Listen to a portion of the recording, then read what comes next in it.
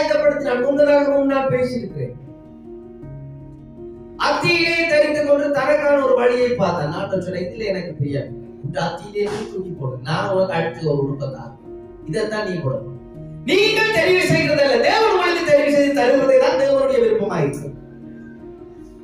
உங்களுக்கானதை நீங்கள் தெரிவு செய்கிறதில்ல. தேவன் பேசினால் என்ன கொள்ளுங்கள், உங்களுக்கு விட்டு விடுங்கள், கர்த்தர் உங்களை பார்த்துக் கொள்ளும். தேவன் வார்த்தை எங்களுக்காக உண்டாக்கப்படவில்லை, நாம் வார்த்தைக்காக சிருஷ்டிக்கப்படும். கண்டிப்பாக நீங்கள் வார்த்தைக்காக தான் சிருஷ்டிக்கப்பட்டீர்கள். வார்த்தை உங்களுக்கு சார்பாக சிருஷ்டிக்கப்படும். சூழ்நிலைக்கு உங்கள் வார்த்தைகளை திருப்பிக் கொள்ள, சூழ்நிலைக்கு வார்த்தையை மறுபாகமாய் திருப்பிக் கொள்ள வார்த்தை உங்களுக்காக கொடுக்கப்படவில்லை. நீங்கள் வார்த்தைக்கு திரும்பப்படி வார்த்தை உங்களுக்கு கொடுக்கப்படும். ஆகையினாலே வார்த்தை என்ன சொல்லுகிறதோ அதையே விசுவாசிகளை இங்கே வாருங்கள் என்றார். அவர்களுக்கு பின்னால் நான் திரும்பப்பட்டு அவர்களுக்கு பின்னால் நின்ற மின்னல்களை, அந்த தூதர்களுக்கு பின்னால் நின்ற மின்னல்களை இங்கே வாருங்கள் என்றார். மின்னல்கள் வந்தது. வடக்கு செயலில் தெற்கு செயலில் இருக்கிற காட்சிய இடத்தில் வாருங்கள் என்றார். அவைகள் வந்தது. அவர் சொன்னார், இன்றைக்கு நான் குதிரை சவாரி உங்கள் மீது செய்ய போகிறேன் என்று. அவர் ஒரு குதிரை சவாரி செய்வது போல் அதன் மேல் 7 நாள் என்று சொல்லுங்கள். மின்னலை பிடித்தார், வந்தார், நின்றார். ஏனென்ன நீங்க போகாதீங்க, அவங்களுக்காக நீங்கள் எனக்காக. அந்த 3 பேரும் எனக்காக இருந்ததுனால நான் போறேன். நீங்க போகவே நான் தேவனுக்காக இல்லைங்க, தேவன் உங்கள் சாமி. அதை விட்டுட்டு ஒரு சபை, ஒரு விசுவாசி தேவனுக்காக நின்றால் தேவனும் தேவனுடைய சபையும் அவர்களுக்காக நிற்கும். நீங்கள் தேவன் பக்கம் நின்றால் தேவனுடைய சபையும் தேவனோடு கூட உங்களுடைய விருப்பங்களுக்கு அவர் உங்களை சிருஷ்டிக்கிறார். அவர் தம்முடைய விருப்பத்துக்கு ஏற்றவாறு தான் உங்களை சிருஷ்டிக்கிறார். எலியாவை அனுப்பினது ஒரு விதவையை விட்டுத்தான். பாருங்கள், அநேக விதவைகள் இருந்தாலும் தேவனுடைய பாதையில் ஜீவித்துக் கொண்டிருந்தது ஒரே விதவை. அந்த விதவைகள் அந்த பாதையில இல்லை என்பதை தான் இது சுட்டிக்காட்டு. எலியா அநேக விதவைகள் இருந்தும் எலியா அனுப்பப்பட்டது ஒரு விதவை. இந்த நாளிலும் தேவன் அப்படிப்பட்ட ஒரு கிறிஸ்தவ ஜீவியத்தை ஜீவிக்கிற அந்த குடும்பத்துக்கு, அந்த நபருக்கு தான் தேவன் அதை வெளிப்படுத்தும். கவனிகள், அங்க பஞ்சம் வந்த போது எலியா வந்துட்டார். இதை குறித்து நான் முன்பதாக பேசிட்டேன். அந்த காரியத்தை பேச இப்பொழுது நான் விரும்புகிறேன்.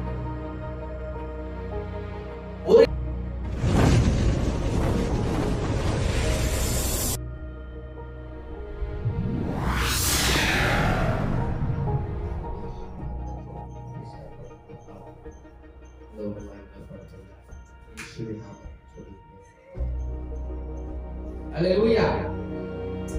இந்த நாளில் செய்தியை தலைமுறை நமக்காக உண்டாக்கப்பட்ட பாதை. ஆமென். அநேக பாதைகள் உண்டு, இருந்தாலும் நமக்காக உண்டாக்கப்பட்ட ஒரு பாதை அது சரி. ஆமென். இந்த உலகத்தில் அநேக பாதைகள் உண்டு. அநேகரின் கல்வியினாலே தன்னுடைய முன்னேற்றத்தை காட்டு ஒரு நிலையடைகிறார் பாதை. சில பேர் விளையாட்டுத் துறையினாலே ஒரு முன்னேற்றத்தை அது ஒரு பாதை. இப்படி பலதரப்பட்ட பல துறைகளினாலே அவர்கள் தன்னுடைய வாழ்க்கையில் முன்னேற்றத்தை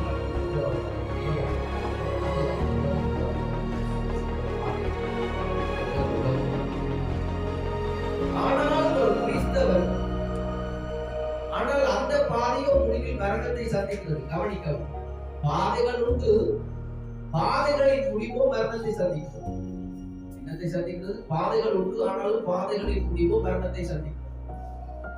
ஆனால் ஒரு கிறிஸ்தவர், கிறிஸ்துவுக்குள்ளாக ஜீவிக்கிறவர், அர்ப்பணிக்கப்பட்டவருடைய பாதையின் முடிவோ அது உலகத்திலே மரணத்தை காண்கிறதா இருந்தாலும் அது மறுபடியும் அவனுக்கு நித்திய ஜீவனை கொடுக்கிறதாக இந்த வேதம் இருக்கிறது. ஆமென். அப்ப எங்களுக்கு ஒரு பாதை உண்டு, அது முடிவிலே நித்தியத்தை தருகிறதா இருக்கிறது. அதுதான் கிறிஸ்தவம் அல்லது கிறிஸ்தவ மார்க்கம் என்று நாம் நித்திய ஜீவனை கொடுக்கும்படிக்கான ஒரு பாதையா இருக்கிறது. ஆமென். அங்கே நாம் வேதத்தோடு கூட, வேத வசனங்களோடு கூட அதை நாம் பார்த்து தியானித்து இந்த நாளில் நாம் கடந்து செல்ல போகிறோம். ஏசாயா 35ஆம் அதிகாரம் அங்கே 8ஆம் வசனத்தை நீங்கள் திருப்பும்படி அன்போடு கூட கேட்டுக்கொள்கிறேன். ஏசாயா 35:8.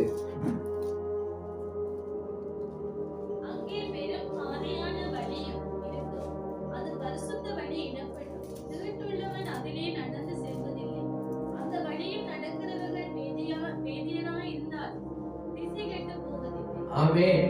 தீட்டுள்ளவன் அதிலே நடந்து வருவதில்லை. ஹல்லேலூயா.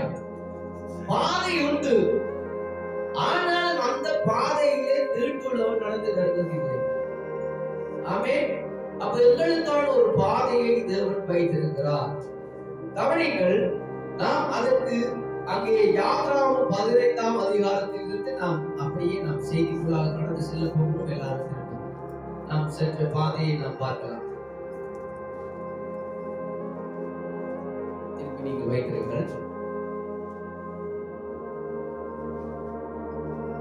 இந்த இஸ்ரவேல் ஜனங்களை தேவன் விடுதலையாக்கி, எகிப்தின் அடிமைத்தனத்திலிருந்து விடுதலையாக்கி, அவர்களுக்கு ஒரு பாதையை தேவன் காண்பித்தார்.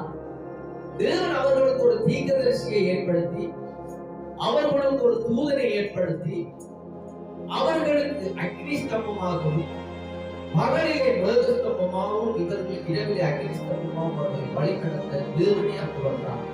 தேவன் அவர்களுக்கு அந்த வழிநடத்தும் பாதையிலே இருந்தார். பாருங்கள், இந்த இஸ்ரவேல் ஜனங்களை வழிநடத்த தேவன் அந்த பாதையில் இருந்தார். தேவனே அந்த பாதையில் வெளிச்சமாயிருந்தார். இது ஒரு மகத்தான செய்தி. ஆனால் அங்கே வினோதமான காரியங்கள் அங்கே நடைபெற்றதை நாம் அந்த யாத்ராவின் புத்தகத்திலே, அந்த யாத்திரையிலே நாம் பார்த்திருக்கிறோம். அநேக செய்திகளை பார்த்திருக்கிறோம். பாருங்க, தேவன் அந்த பாதையில் இருக்க, ஆனால் அவர்களுக்கும் மரணங்கள், சேதங்கள் அவர்களை சம்பவிக்கும். தேவன் அவர்களுடைய பாதையில் இருக்க செங்கடலை கடந்து வந்தார்கள். அந்த மகத்தான தேவன் அவர்களை செங்கடலை கடந்து அவர்களை சிவந்த சமுத்திரத்தை அங்கே உணர்ந்த தரையாக்கி, சிவந்த சமுத்திரத்தை உணர்ந்த தரையாக்கி அவர்களை நடத்தி அவர் கொண்டு சென்றார். அங்கே சூரியனுடைய வனாந்திரத்திலே அவர்கள் 3 நாட்களாக தண்ணீர் இல்லாமல் அவர்கள் சுற்றி திரிந்தார்கள். பின்பு அந்த சூரியனுடைய வனாந்திரத்தை அவர்கள் சுற்றி திரிந்து, அந்த வனாந்திரத்தின் சூட்டினாலே அவர்களுக்கு தண்ணீர் தாகம் ஏற்பட்டது. அதை கடந்து அவர்கள் மாரா என்ற ஒரு இடத்துக்கு போகிறார்கள். மாரா, அங்கே தேவன் அவர்களை கொண்டு போகும்போது அந்த மாராவின் கசப்பாயில், ஆனால் வழிநடத்தும் பாதையில் தேவன் இருந்தார். ஆனால் அவர் முதலாவது அவர்களை வழிநடத்துகின்ற பொழுது ஒரு கசப்பான தேவன் அந்த பாதையில் இருந்தார். அவர் தான் நடத்தி கொண்டு சென்றார். ஆனாலும் அவர் நடத்தி கொண்டு போனது ஒரு கசப்பான முடிவு. தேவன் நல்ல நீர் கண்டையை நடத்தி கொண்டு போனாரே, தேவன் தானே நடத்தினார். ஆனாலும் அவர் நடத்தி கொண்டு போனது ஒரு கசப்பான நீரூற்று. அதை பார்த்து அநேக ஜனங்கள் தேவனே நடத்தி கொண்டுவார். நல்ல தண்ணியோட இடத்துல கொண்டே வருவாங்க. கிறிஸ்தவ ஜீவியம் அப்பட்டமாயிற்று. அவர் உங்களுடைய பாதையில் இருந்தால் கசப்பான நீரூற்றுகள் உங்களுடைய வாழ்க்கையிலே வரும். அதனால அந்த இஸ்ரவேல் ஜனங்கள் கொஞ்சம் பேர் பொறுமையாக இருக்கலாம், கொஞ்சம் பேர் கொஞ்சம் பொறுமையா இருந்திருக்கலாம், கொஞ்சம் பேர் மோசம் நீங்க என்ன சொல்றீங்கன்னு கேட்டிருக்கலாம். அது அவ்வப்போது நடந்திருக்கலாம். 20 லட்சம் பேர் கவனிக்கவும். பாருங்கள், தீர்க்கதரிசி சொல்கிறார், வினோதமான காரியம். தேவன் அந்த பாதையில் இருக்க அவர் கசப்பான நீரூற்றிலிருந்து கொண்டே விட்டு விட்டார். ஆனாலும் அந்த கசப்பான நீரூற்றை தேவன் மதுரமான நீரூற்றாய் மாற்றுகிறார். இது அங்க இருக்கிற கதை நீங்கள் அறிந்திருக்கு. நன்கு கவனிக்க. தண்ணீர் ஜனத்தை அல்லது ஜாதியை குறிக்கிறது. ஒரு ஜனத்தொகை, ஒரு பெரிய தொகையை தண்ணீர் நீர் குறிக்கிறது. மரம் மனிதனை குறிக்கிறது. மரம் யாரை குறிக்கிறது? மனிதனை குறிக்கிறது. இந்த வேதாகமத்திலே நான் அதை உங்களுக்கு முன்னதாக சொல்லி இருக்கிறேன். அந்த கொப்பர் மரம், நோவா கட்டின பேழை கொப்பர் மரம், அந்த கொப்பர் மரத்துடைய தன்மையை குறித்து பேசியிருக்கிறேன். அந்த கொப்பர் மரம் நீரை உறிஞ்சு, அந்த கொப்பர் மரம் என்ன செய்வான்? நீரை உறிஞ்சு அது தாழக்கூடிய ஒரு மரம். ஆனா அந்த கொப்பர் மரத்தை வெட்டி அதனாலே பேழையை செய்து அது தாழாக இருக்கிறதுக்கா அந்த மரமும் ஒரு மனிதனை குறிக்கும். அந்த பேழை தாழாம இருக்கிறதுக்காக இன்னொரு மரம் அடிக்கப்பட்டு அந்த மரத்தில் இருந்து பிசின் எடுக்கப்பட்டு அந்த பிசி மேல கீழ் பூசப்பட்டு அந்த பிசினின் மூலமாக அது மிதக்க தேவன் செய்யும். இந்த பாவியாகிய மரம் அது நியாய தீர்ப்பில் என்ன செய்யப்படும்? மூழ்கும்.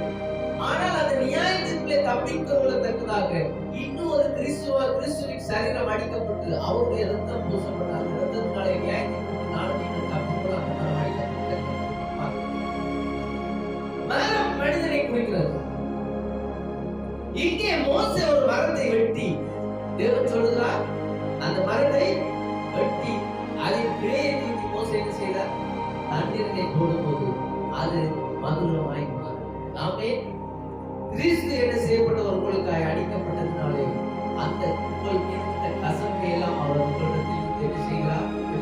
ஒரு மனிதன் ஒரு கசப்பான வாழ்க்கையில் இருந்து விடுதலையாக கொடுப்பானால் அவர் உண்மையாகவே கிறிஸ்துவினாலே கழுவப்பட்டவனாய் அல்லது கிறிஸ்துவின் வார்த்தையை முற்றிலும் சுமக்கிறவனாய் அதை ஏற்றுக்கொள்கிறவனாய் பாருங்க. இந்த மோசே அந்த பாதையில் இருந்தான். ஆனா இந்த மோசேயும் அந்த ஜனங்களோடு கூட அநேக காரியங்களை சாதித்தான். மோசே விசுவாசித்த ஒரு கூட்ட ஜனம் அந்த கூட்டத்துக்குள்ள இருந்தது. அந்த ஜனமும் மோசேயின் சத்தத்துக்கு ஆவரும் ஆமென் என்று விசுவாசித்தார்கள். ஆனால் அந்த மோசேயும் அந்த ஜனமும் எதை விசுவாசித்தார்கள்? முச்செடியிலே அவர் பேசிய வார்த்தையை விசுவாசித்ததை எல்லாம் அடையாளங்களை அல்ல இருக்கிறார். அடையாளங்களையும் அற்புதங்களையும் தேவன் ஏதாவது ஒன்று செய்தால் நான் பெற்றுக்கொள்ள வேண்டும் என்று சபையிலே இருக்கிறது. அது சபையில் ஏதாவது ஒன்றை நான் சபையிலே பெற்றுக்கொள்ள வேண்டும் என்று அங்கு ஜீவிக்கிறவர்கள் அவர்கள் அந்த வழிகளில் மரணத்தை தான் சந்தித்தார். ஆனால் மோசேயுடைய வார்த்தையை விசுவாசித்து வாக்குத்தத்தத்தை விசுவாசித்தவர்களோ அவர்கள் வாக்குத்தத்தத்தை பெற்றுக்கொள்ளும்படி தேவன் அவர்களுக்கு வழியை காண்பித்தார்.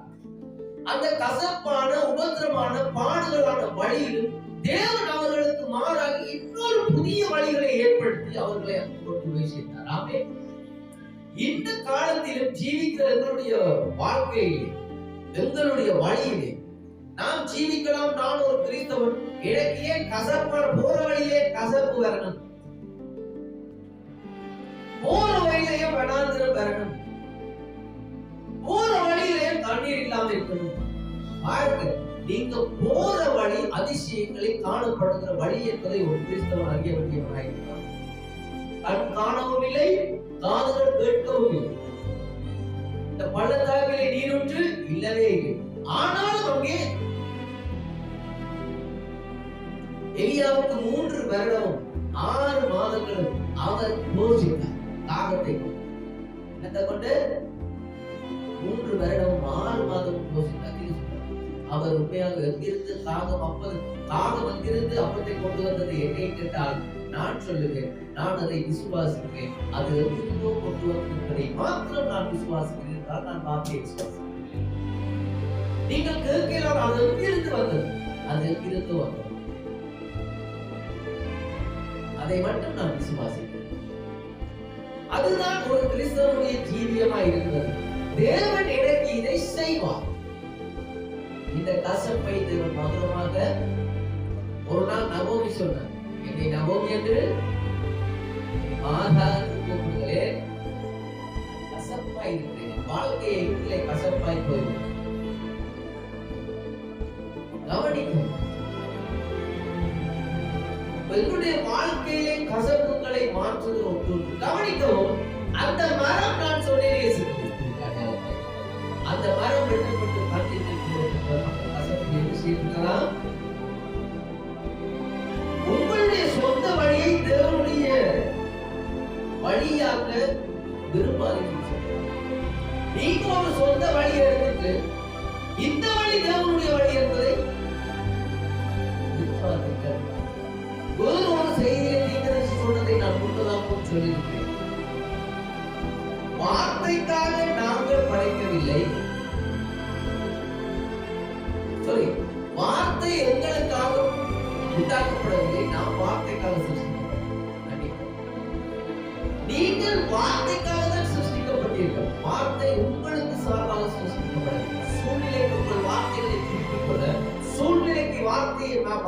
பூரணமாய் திருப்பிக் கொள்ள வார்த்தை உங்களுக்காக கொடுக்கப்படவில்லை.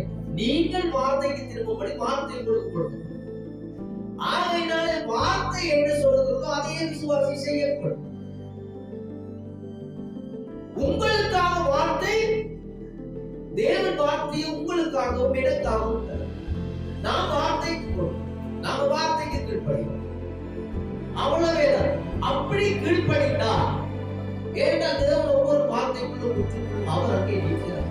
நீங்கள் கீழ்ப்படியும் போது தேவன் கசப்பான எல்லாவற்றையும் தேவன் மதுரமாய் மாற்றுவார். என்றால் உங்களுக்காக அடிக்கப்பட்ட ஒரு மரம் உண்டு. அடுத்தது ஒரு சுவாரஸ்யமான காரியம் அல்லது வினோதமான காரியம் நான் கருத்தாய் உங்களுக்கு சொல்லுவேன். தேவன் கசப்பு இருக்கிற இடம் என்று தெரிஞ்சும் ஒரு மரத்தை முன்னதாய் ஆயத்தப்படுத்தி வைத்திருக்கிறார். அதுதான் வினோதமாய் பாருங்க. தீர்க்கதரிசி அதையே சொல்லு. வினோதமான ஒன்று அதுவே. தேவன் முன்பதாகவே அந்த மரத்தை ஆயத்தப்படுத்தி வைக்கிறார்.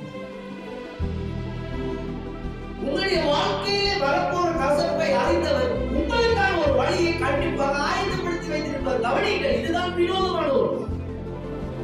தேவன் கசப்பை மதுரமாக மாற்றுவதில்லை, அதற்கு முன்பதான ஒரு வழியை தேவன் அதை ஆயத்தப்படுத்தி வைக்கிறார். அதை காணவும் இல்லை, ஆனால் தேவன் அதை மாற்ற உண்மையுள்ளவராய். அது தேவனுடைய பாதையிலே நீங்கள் ஜீவிக்கும் போது பெற்றுக்கொள்ளுடைய வார்த்தைக்கு கீழ்ப்படியும் போது நீங்கள் மாறும்போது பெற்றுக்கொள்வதை மாற்றமல்ல, அவர் கட்டப்படி அதை பாருங்கள். இந்த ஜூதாஸ் அவரோடு கூட இருந்து ஊழியம் செய்து அற்புதங்களை செய்து எல்லாவற்றையும் செய்தான். ஆனால் பரிசுத்தாவியை பெறப்போகிற நேரத்தில் அவன் தன் நிறத்தை காண்பித்தான். யூதாசுடைய நிறம் என்ன செய்யப்பட்டது? உங்களுக்கு வருகிற சூழ்நிலை, உங்களுக்கு வாழ்க்கையில் வருகிற அந்த நிலைதான் உங்களை யார் என்று காண்பிக்கும். யூதாசு இயேசுவை காட்டி கொடுக்க மட்டும் யூதாசு அந்த நிகழ்ச்சி நடக்கவில்லை என்றால் யூதாசு சீசர்களிலே ஒருவன், பரிசுத்தாவியை பெற்றுக் கொள்ளக்கூடிய ஒருவன். ஆனால் ஒரு நிகழ்ச்சி நடந்தது. அவரை காட்டி கொடுப்பவன் யார் என்கிற நிகழ்ச்சி வரும்போது காட்டி கொடுத்தான் யூதாஸ். அப்பொழுது அவன் யார் என்பதை நிறம். இந்த சபையில் அங்கேயும் ஒரு கிறிஸ்தவனுக்கு அவனுடைய நிறம் எப்பொழுது வெளியே வருகிறது என்றால் அவனுடைய சூழ்நிலையை, அவன் அந்த சந்தியை, அந்த ஜங்ஷனை அவன் சந்திக்கும் போதுதான் அவன் யார் என்பது வெளிப்படும். நீங்கள் சந்திக்கிற இடம் தான் உங்களை யார் என்று பிரதிபலிக்கிறது. இந்த வேதாகமம் யூதாசை எங்களுக்கு எப்பொழுது காண்பித்தது என்றால் இயேசு கிறிஸ்துவை மறுதலிக்கும் போது, ஓ மை காட், இவன் பிசாசு.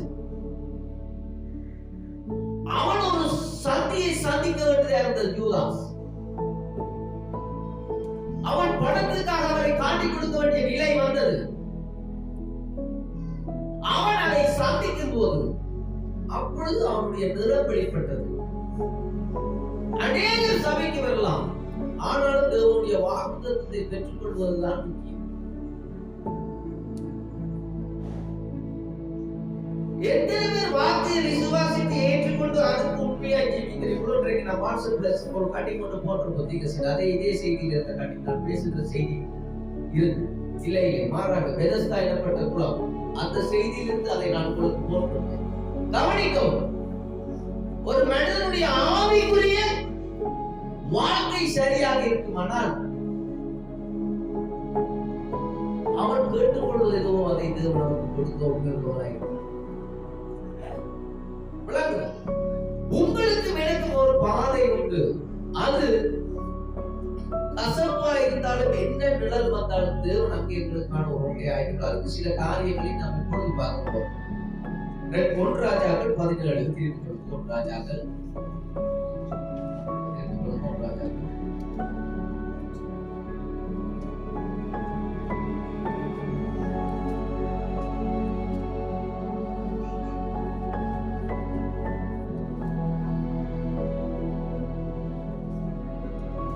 9 12 வரை ஒரு சத்தமாய் வாசிப்போம். சீதோனுக்கு அடுத்த சாரிபாத் அங்கே தங்கி இருந்து உன்னை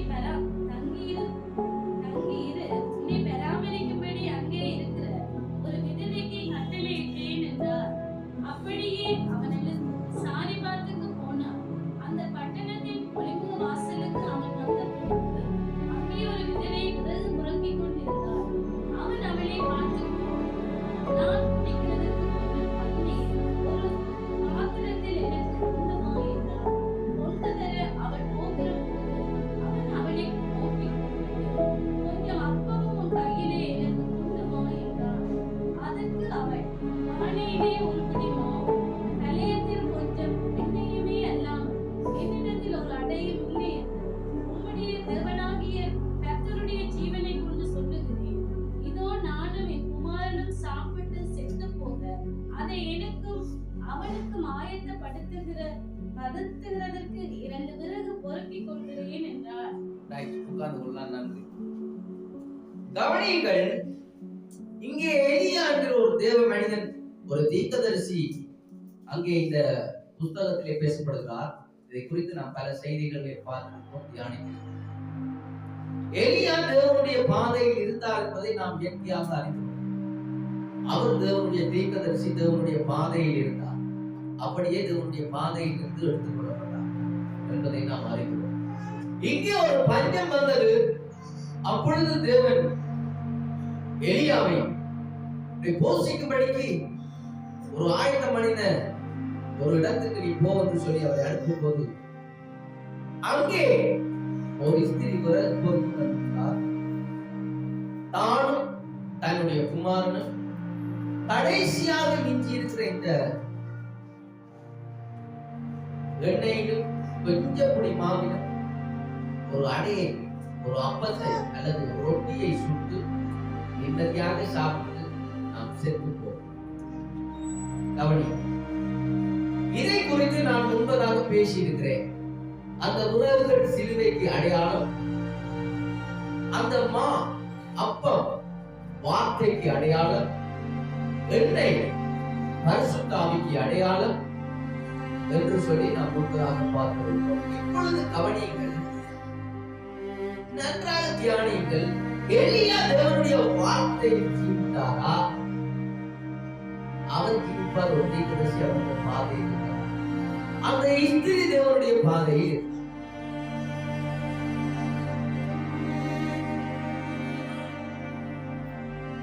அந்த ஸ்திரீ தேவனுடைய பாதையில் ஜீவித்துக்கிறது.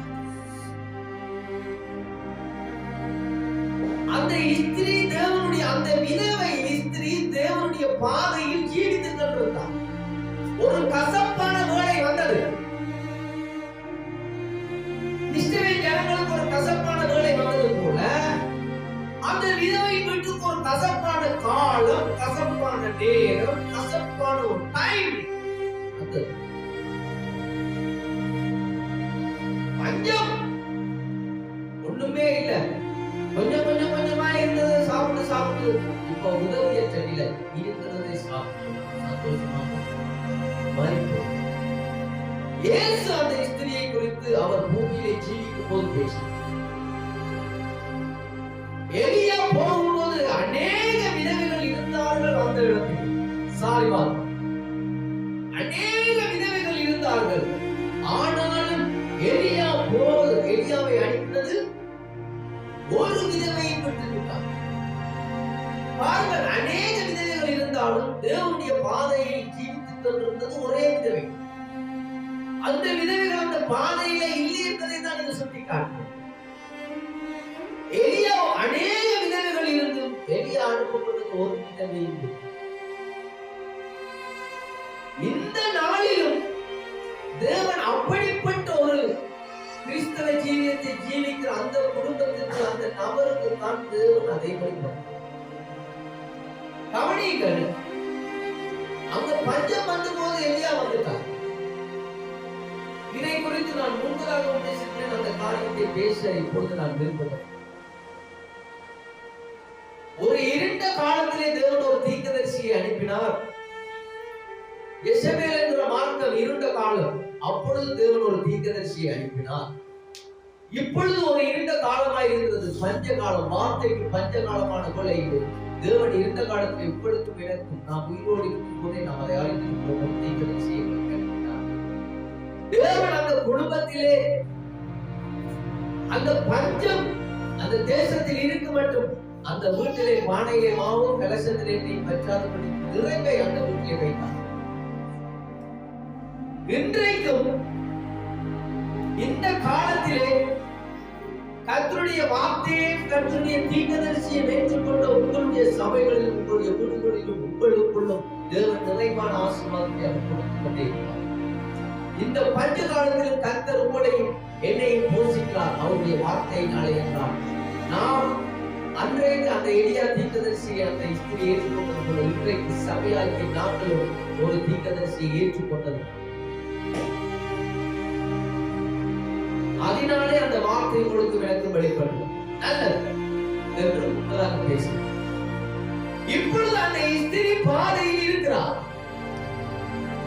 அந்த ஸ்திரீ தேவனுடைய பாதையில் இருந்ததால் தான் அநேக ஸ்திரீகள் அங்கு இருந்து தேவன் எலியாவை அந்த ஸ்திரீயுடைய வீட்டுக்கு அனுப்பினார். இன்றைக்கு கர்த்தருடைய வார்த்தை அல்லது கர்த்தருடைய ஆசீர்வாதம் உங்களுக்கு எனக்கு வேண்டுமானால் நாம் கர்த்தருடைய வார்த்தைக்கு திருப்பி அதை ஏற்றுக்கொள்ள வேண்டிய நாம் அவருடைய வார்த்தைக்கு திரும்பும்போதுதான் அடுத்த கட்டமாக அவர் செய்ய வேண்டியதை செய்வார். நான் சொன்னேன், உங்களுக்காக வார்த்தையிலே வார்த்தைக்காக நீங்கள் நான் உண்டாக்கப்பட்டிருக்கோம். அதனாலேதான் சபை கூட்டத்துக்கு வந்திருக்கிறோம். எல்லாம் சபைக்கு நாம் போயிருக்கிறோம். கவனிங்கள், அந்த சாத்ராக் மேஷாக் ஆபேத்நேகோவை குறித்து பேசப்படுது. அவர்கள் ஒரு மரணத்துக்கு ஏதுவான வழியிலே இருந்தார்கள். அக்னி சூளையிலே போட வேண்டிய பாதையிலே இருந்தார்கள். கவனிக்கவும், அக்னி சூளையை அவர்களை தூக்கி போட வேண்டிய ஒரு பாதையிலே இருந்தார்கள். மரணத்துக்கு ஏதுவான பாதை. அவர்கள் என்ன சொன்னார்கள் என்றால், கவனிக்கவும், இந்த சுருவத்தை சிலையை நாங்கள் வணங்க மாட்டோம். இந்த சொருவத்தை நாங்கள் நமஸ்கரிக்க மாட்டோம். என்னுடைய தேவன் தேவனாயிருக்க, என்னுடைய தேவன் ஜீவிக்கிற தேவனாயிருக்கிற, என் ஜெபத்துக்கு பதில் தரக்கூடிய ஒரு உண்மையுள்ள தேவனாயிருக்க, நான் ஒரு சொருவத்தை நமஸ்கரிக்கவோ சேவிக்கவோ மாட்டேன். இதுதான் ஒரு கிறிஸ்தவனுடைய உண்மையான வாக்கு, ஒரு ஜீவியம். கவனியுங்கள், தீர்க்கதரிசி இதை கூட பேசும்போது அவர் இதற்குள்ளே பிரயாணம் பண்ணி விட்டார் என்றுதான் அவர் அந்த பேச்சிலே பேசுகிறார். கவனிங்கள், அதை நீங்கள் படியுங்கள். ஒரு மனிதன் தேவனுக்காக நின்றால் தேவன் அவனுக்காக நிற்கிறார். முதலாவது நீங்கள் தேவனுடைய வார்த்தைக்கு நில்லுங்கள். அப்பொழுதுதான் தேவன் உங்களோடு கூட இருக்கிறார். நான் அதை மறுதலிக்கிறேன், நான் இதை ஏற்றுக்கொள்ள மாட்டேன், இது தேவனுக்கு விருப்பம் இல்லையே பார்த்து நான் இதை சில வழிபாடு தர மாட்டேன். என் தேவன் தேவனா இருக்க, நான் எதுக்காக வணங்கணும்? முதல் தேவனுக்காக நில்லுங்கள். தேவன் உங்களுக்காக நிற்க வேண்டும் என்ற விருப்பத்தை கொள்ளாதீர்கள். முதலாவது தேவனுக்காக நிற்கும். சபை நாம் தேவனுக்காக நிற்க பிரயாசப்படணும். அதுதான் தேவனுடைய வார்த்தை. இல்லாட்டி சபை கூடுதல் உங்களுக்கு அவசியம் இல்லை. தேவனுடைய வார்த்தையில நிற்க விருப்பம் இல்லாத உங்களையே சபைக்கு வர வேண்டும். தேவன் உங்களுக்காக நிற்க வேண்டும். கவனிங்கள், அநேகருக்கு இது ஏதோ அன்பு பேச்சாகவும் அன்பு காரியமாகவும் இருக்கலாம். ஒரு விசுவாசிக்கு இது முக்கியமாய் சபை விசுவாசம் தேவன் சபையில் இருந்து உண்மையுள்ள விசுவாசியோடு பேசுறதே இல்லாமல் வேறு ஒருவரோடு அல்ல. தேவனுக்கு ஒரு விசுவாசி தேவன். தேவன் பேசுவதற்கு ஒரு மனிதன் வேண்டும். தேவனுடைய சத்தத்துக்கு செவி கொடுக்க ஒரு மனிதன் வேண்டும். தேவன் பேசுவான்.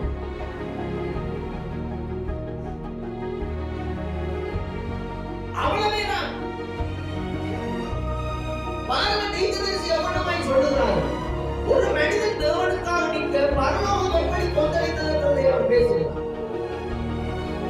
ஒரு தூதன் வந்து சொன்னாரோ, ஓ அங்கு நோவாவின் நாட்களிலே நோவாவுக்கு கீழ்ப்படியாமல் இருந்த ஜனங்களை வீணடிக்க எனக்கு உத்தரவு கொடுத்து ஜலத்தினாலே இன்றைக்கு எனக்கு ஒரு உத்தரவு கொடும். அந்த ஜலத்தினால் அழித்தது போல இந்த பாவிலோட இல்லாமல் நாம் ஓடி சென்று செய்து பாருங்க.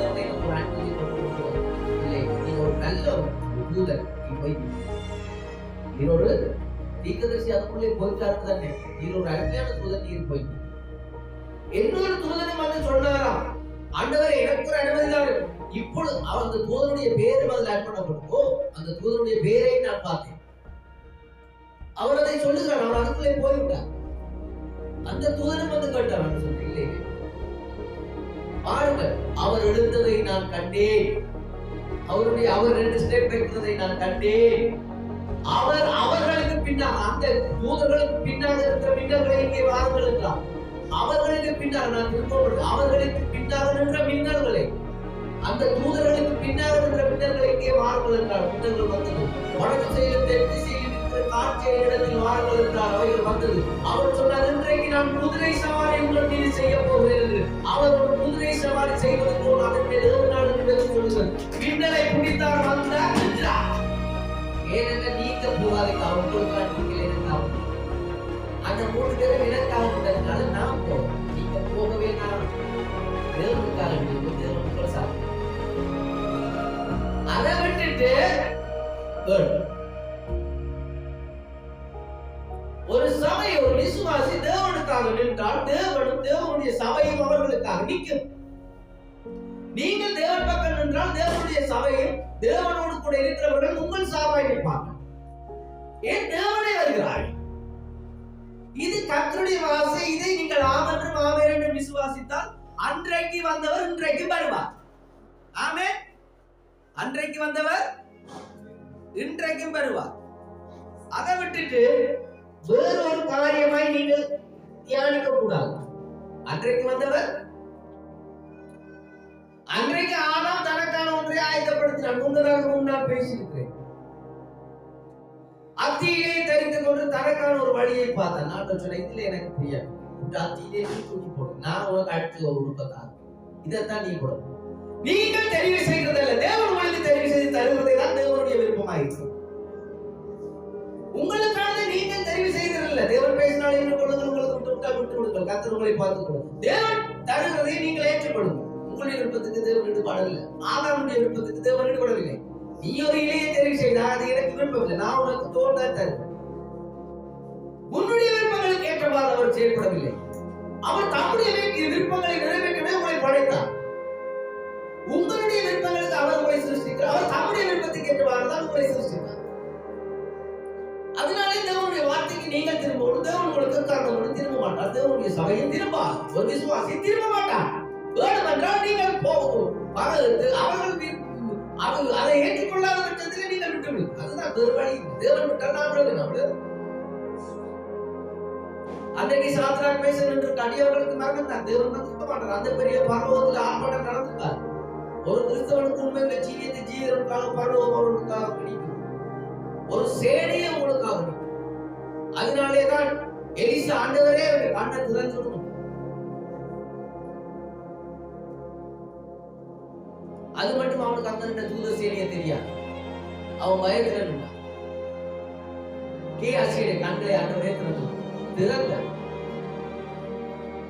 அவர்களுடைய சேனையை பார்த்து கர்த்தருடைய பிள்ளைகளோட சேனையாக கர்த்தருடைய வார்த்தையை ஏற்றுக்கொள்ளுங்க. கர்த்தர் உங்களோடு கூட இருப்பார். கவனிங்கள். அதனாலே தேவனுடைய வழியிலே இருக்க நீங்கள் எப்பொழுதுமே பிரயாசப்பட வேண்டும்படியாய் விரும்புகிறான் தேவன். ஆபிரகாம் ஒரு வழியில் இருந்தார் என்பதை நீங்கள் அறிந்திருக்கிறீர்கள்.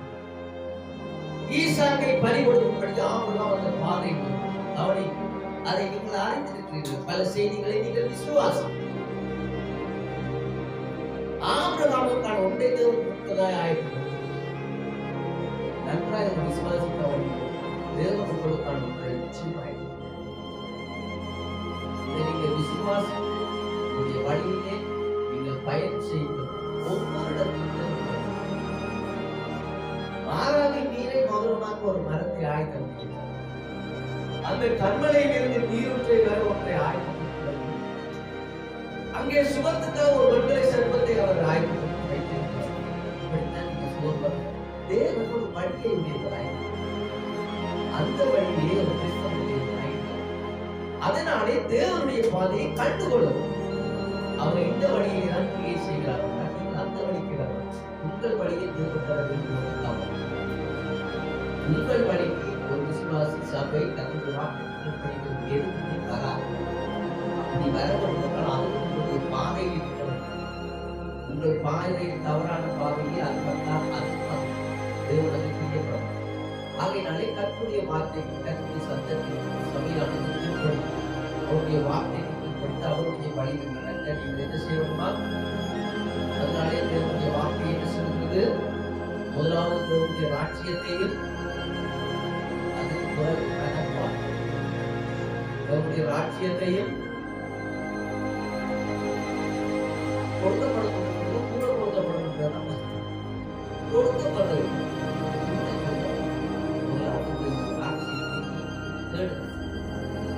அதுக்கு வார்த்தையை விசுவாசம் அதிலே தரித்திரு.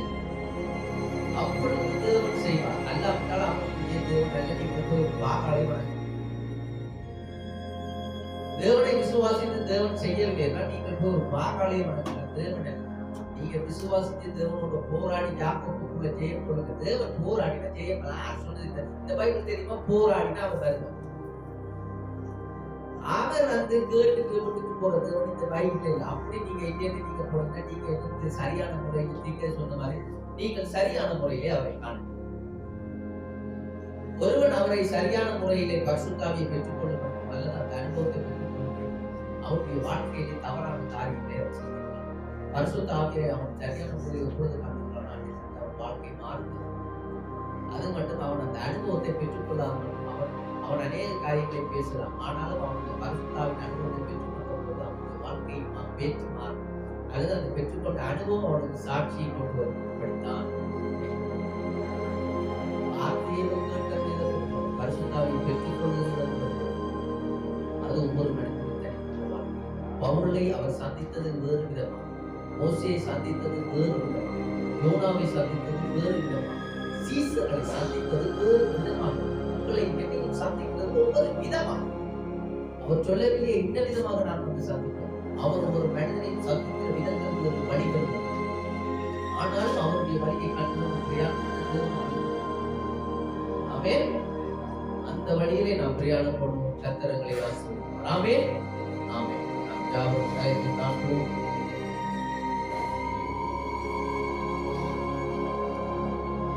சகோதரி மேரி அவர்களுடைய ஜெபத்துக்காக இறுதி ஜெபத்தை அங்கே எடுப்பார். யாவரும் சமயத்தில்